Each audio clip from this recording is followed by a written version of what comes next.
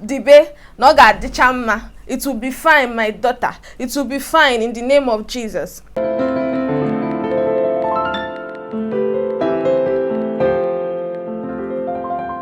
Hi my loves, welcome back to my channel. If you are new here, hi, nice to meet you. My name is Ceejay. If you are not new, hey babes, welcome back.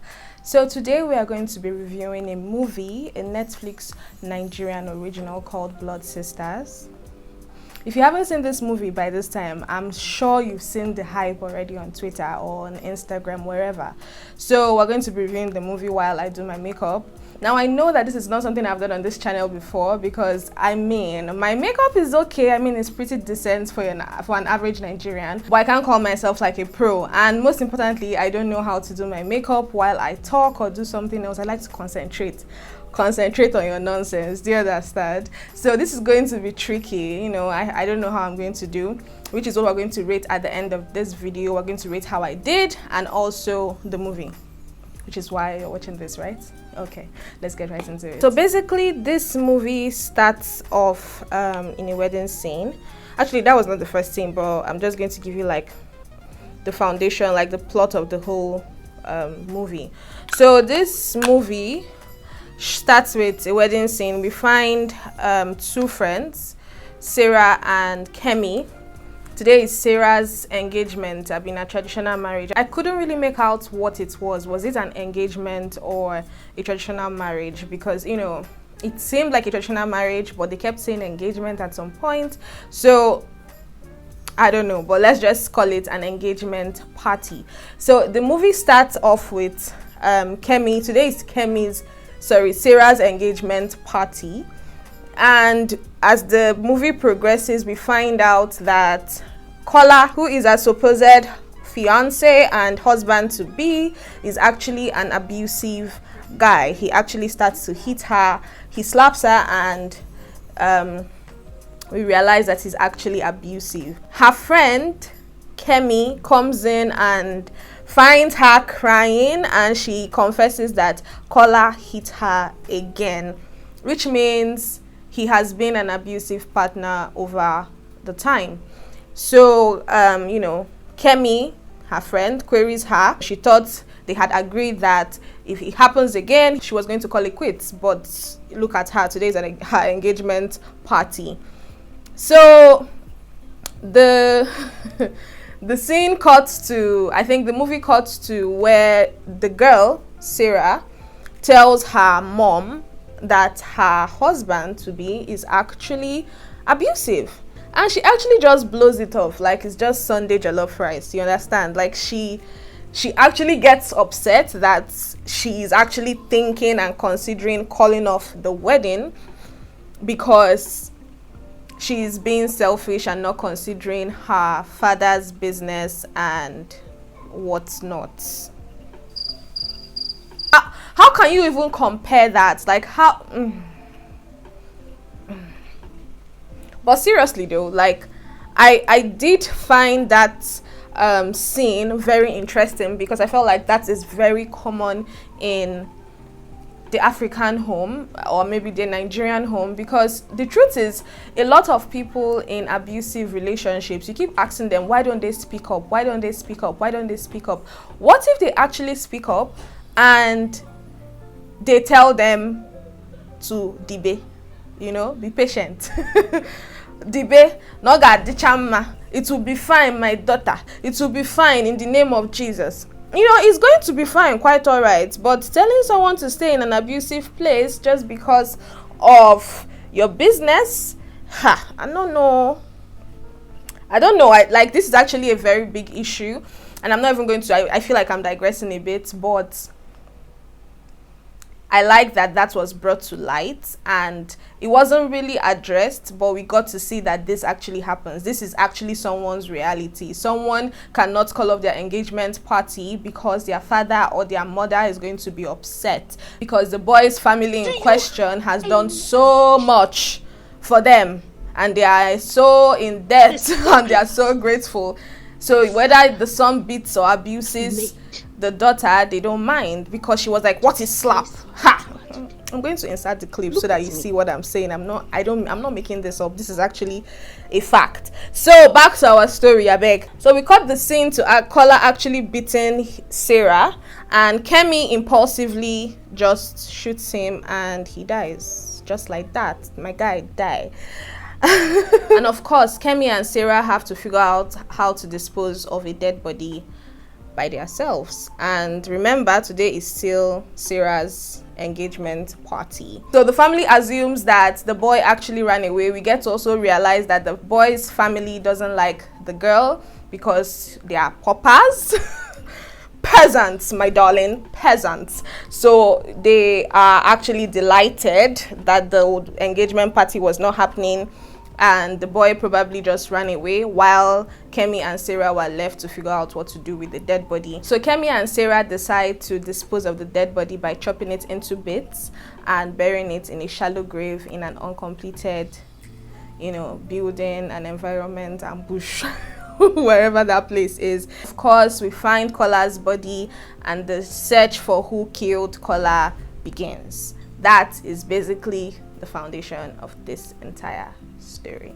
Okay, so I'm not going to give out much more information. If you want to see the movie, you should go ahead and watch it. So before I go ahead and speak on the mistakes I noticed in the movie and the actors themselves, I'm just going to point out the things I actually did enjoy about the movie. The first and most important thing I actually liked about this movie was the storyline. I actually liked the plot of this movie. I think that it's fresh. It's something that hasn't been overplayed in the Nollywood scene, to be honest. It's not a cliche storyline. Do you understand? The movie is not cliche. You haven't seen this happen all the time. The writing of this movie is actually pretty good. You have to admit that. The fact that this was actually a murder case and chasing the culprits while uncovering other family secrets and blah blah blah, I mean, it was pretty good. Honestly, I always sleep when I watch Nigerian movies. I can't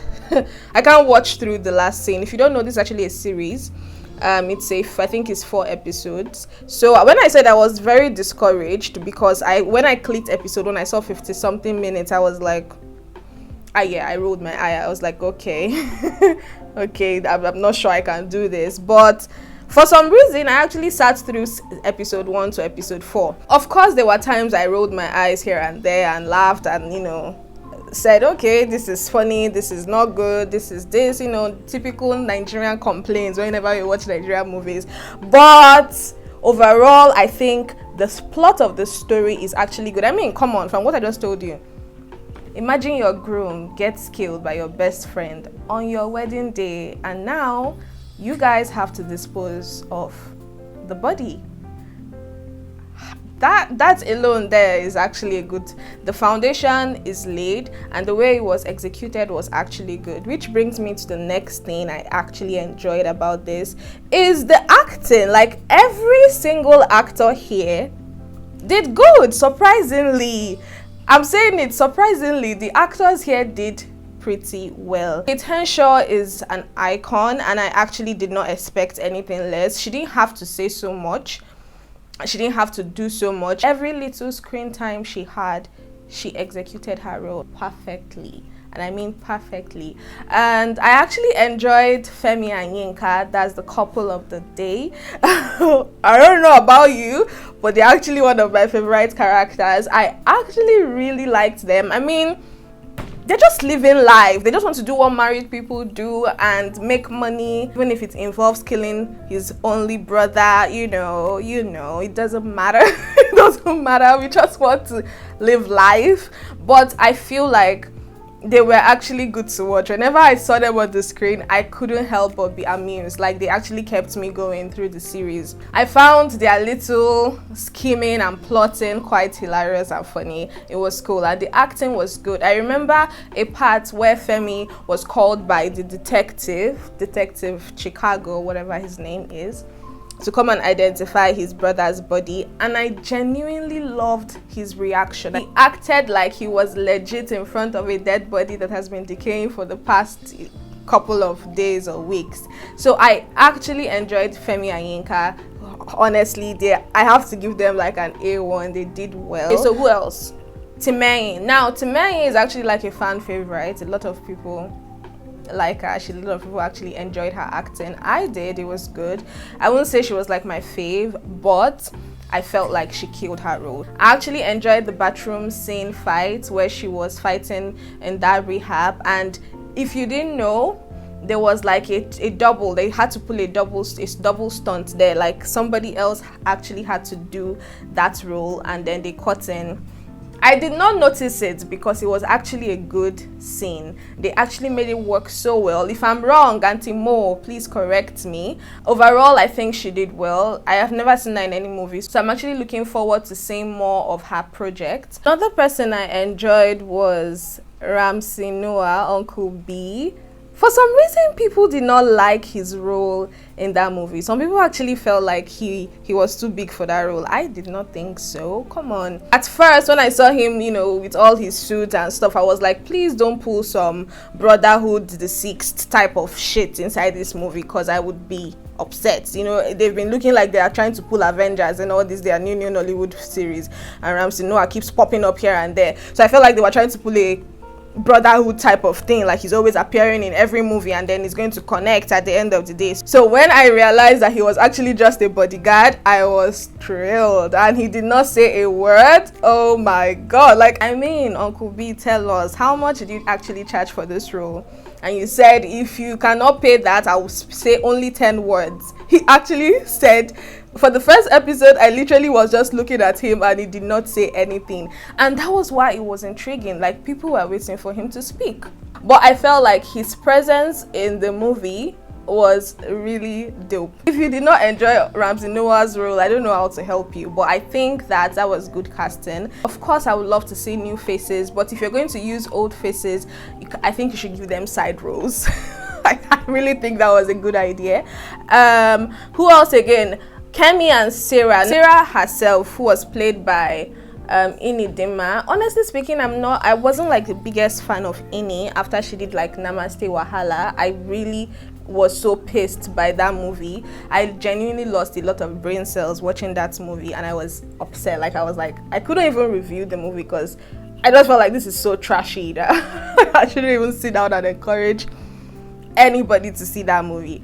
And while I watched it, so when you watch a movie and already have like a bad impression of someone, you're like, I was like, okay, I'm seeing her. Is she going to be able to pull me in to her role? And then the more I saw her on my screen, the more I just kept loving her. So by the end of the series, I was actually like, well done. So do you see how it's good to like change people's perception about you when you do well? Like, she actually pulled that role off. Of course, Nancy did well too. She's actually an incredible actress, so I expected nothing less.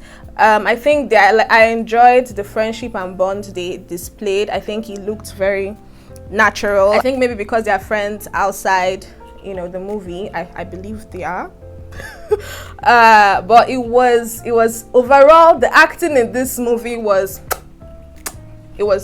we have to give it to them. I have no complaints whatsoever. I really don't. I think it was good, really good. Yeah, I think that rounds it up for acting, because every actor did a good job. Even Tokemaki Nwasef. Shout out to you, Auntie Tokes. You did well. I mean, even if they gave somebody like 5 minutes, they understood the assignment. And I have to applaud the director, because I felt like this is good directing at work. Overall, acting, like I said, was good. The sound quality, the camera quality of this movie is actually top notch. It was actually good. I did think that the night scenes, Nigerians haven't really nailed our night scenes. Like, the night scenes are somewhat too saturated for it to be like a night scene. Like, it's dark, but it's so bright, if that makes any sense. So, but overall, I think it was good. Like, the camera quality, the sound quality, the choice of sounds, the music, everything was good. It all came together to do justice to it. Also, the fight scenes were pretty decent. I mean, nothing too extra. It wasn't overly done. You're not rolling your eyes and saying and feeling like this is okay, this is now Kung Fu Panda and stuff. But it was done pretty well, I would say. So yeah, the fight scenes, the acting, the sound, the camera quality, the plot of the movie, I think everything came together to make this movie a good one. So before I go ahead and talk about the mistakes I noticed in this movie, I'm just going to finish my makeup and then we'll come back and round up this video. Okay, I'm done with my makeup, so let's go right into the mistakes. Now, the first thing I noticed were shadows. Now, this just happened once, and the truth is you actually might miss this. It's not that big of a deal. So, in the scene where Kemi and Sarah were supposed to give the money to their blackmailer, who was the photographer, it was a night scene, so we're supposed to have just Kemi, the blackmailer, and Sarah, but we ended up seeing, you know, shadows of the director or who knows who walking past during the set. It was very fast, almost unnoticeable, but if you're actually watching the movie to notice things, you point that out. Now, the next thing I noticed were voicemail, the use of voicemails. I literally rolled my eyes at how many times someone will call and leave a voicemail. I'm like, the average Nigerian. In fact, when was the last time we used that shit in this country? I get that we're trying to be optimistic about this. Okay. You know, this country called Nigeria, but tell yourself the truth. How many times when I don't use voicemail? We literally do not use voicemail. To be honest, we don't use it. We don't use it.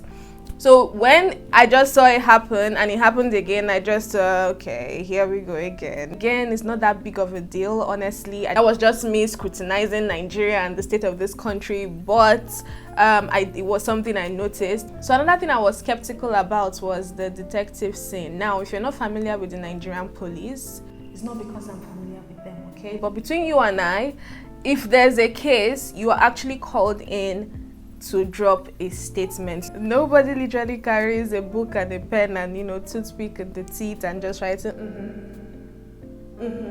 So where were you at 9:45? Look, statement is very important to the Nigerian police. The fact that even Kemi and Sarah, that is the people that you would literally look to first, even their actions when they were being questioned by the kind detective was just so suspicious. At no point did they call these people in to come and write statements. It was only Kemi, which was Sarah's lover, or, you know, the love of her life, that was now brought in for statement and then detained wrongfully, because that is very common in Nigeria. I mean, that is the way it is. Truth be told, that detective thing, going to one place, going to another place, and none of them smell police station, na lie. Argue with your keypads, not me. You find a detective going around with book and pen and acting like Sherlock Holmes. I just felt like that scene was just a bit too ambitious for Nigeria. But if you disagree, argue in the comments. I'll be waiting. Another thing I noticed was the CCTV footage, which was clearer than a Tayo Aina production. Come on, guys. Nigerian hotel, the CCTV footage is not that clear. For me to pick it up, and I don't even pick things up, I just felt like, okay. Another thing which was actually funny to me, I just found it funny, was the fashion. And Kate Henshaw, which again is still an icon, but she, like, this is not the Met Gala, baby. This is your living room. Who wears that to you? Who wears that in their living room and just sits down and crosses her hands? It was almost like it was a fashion show, you understand? And as much as I enjoy fashion, seeing good pieces come together in a movie, I just felt like that was a bit too much, you know? So I don't know whether that was done purposely to make people talk or that was just overlooked. Either ways, that was funny. Aside that, another thing I noticed was the way Kemi was captured by the doctor. See, let me explain this. Let me explain why I actually have a problem with this. Kemi has been built to be a strong woman. From the beginning of the movie, we've come to see that she acts on impulse. She's a survivor. She will fight to save her life. I mean, she shot someone in an instant just to protect her friend. She fought with Ramsey Noah, almost killed him, burnt down the house, ran away, escaped alive. And then how you want to capture her is with a kitchen knife, and you scratch her 1, 2, and she falls without putting up any fight at all. I just did not find that scene believable, because I felt like she would have fought the guy. Obviously he might have still won for whatever reason that might be, but the fact that she did not put up a fight, they tried to use the bedroom scene to deceive us as per, oh, because she was half naked, therefore she was trying to protect her dignity. Femi is a survivor. She's the only thing she protects is life, her life and her best friend's life. So the fact that she just went down by doing ha ha I was like, director, mind yourself, this is not working for me. I understand that she had to still be somewhat conscious to be able to still fight afterwards, so I guess maybe that's why they didn't want to drug her. When you continue watching the film, you realize that she needed to still come back and save the day, so you know, she still had to be conscious. But I still stand on, she should have put up a fight, because that is the person we have grown to love and admire from the first episode up till now. Another thing I noticed was that we saw Ola of Lagos in this series. I know you don't get the joke basically, but the point where Uncle B, Ramsey Noah, stopped in the middle of nowhere and asked somebody for a Mercedes 230, and they literally pointed without thinking about it, without hesitating.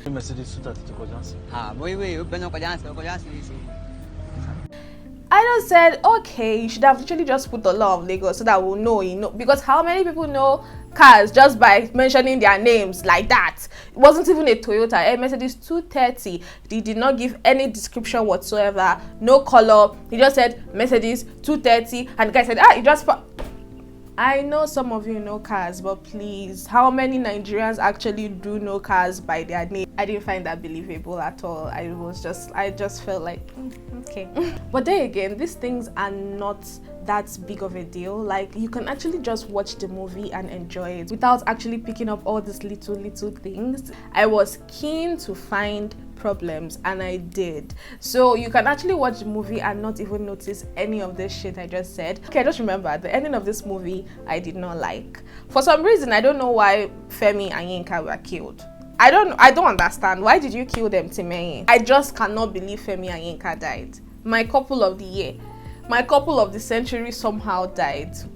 And then the ending obviously is like giving a hint that there's going to be a season 2. I don't know how I feel about that, to be honest. I felt like they should have wrapped it all up there, like just put a pin to it. Let's forget about it and move forward, because Nigerians, one thing we know is that once they do a season 2 and a season 3 and all of that, it just loses its taste. So I probably am not rooting for a season 2 or a part 2, but if it happens, we'll still watch it and come and tell you how we feel about it. So overall, I think the movie is a good one. The movie is actually delicious. Like, I'm not giving it delicious as per is the best thing you ever see. I'm just saying, for a Nollywood series, if this is where we draw the line and say yes, we are moving forward, I mean, it's a great start. See, if you watch this series without all the hype, I think you actually enjoy it. It's actually a decent series. It's quite good. For me, I'll give it a 7, like a strong 7. But that's my personal opinion. What do you guys think? Have you seen the movie? Do you share the same sentiments like me? If you did, please leave it in the comment section. What were your observations? Were there things I actually missed that you noticed? Tell me, I want to know. If you haven't seen this movie, I hope I did not spoil it for you. But don't worry, there are still so many family secrets and drama to uncover, like someone getting married and having a baby outside their marital home, and the child ends up becoming their favorite son. You know, there's still so many things to uncover. That said, if you enjoyed this video, please give this video a big thumbs up. Follow me on my socials. My handles are on the screen. Rate this video overall. Like, did I do well? This is my first time doing my makeup while actually interacting with you guys. Tell me if you enjoyed it. I know it's nowhere near professional and we have a lot to improve on, but still I want to hear your thoughts. Would you like to see more videos like this where I do my makeup and interact with you? I would like to know, so leave everything in the comment section. Until I see you in my next video, my darlings, don't forget to tell a friend, to tell another friend, to tell somebody to do what? You know what you're going to say. Subscribe. Bye.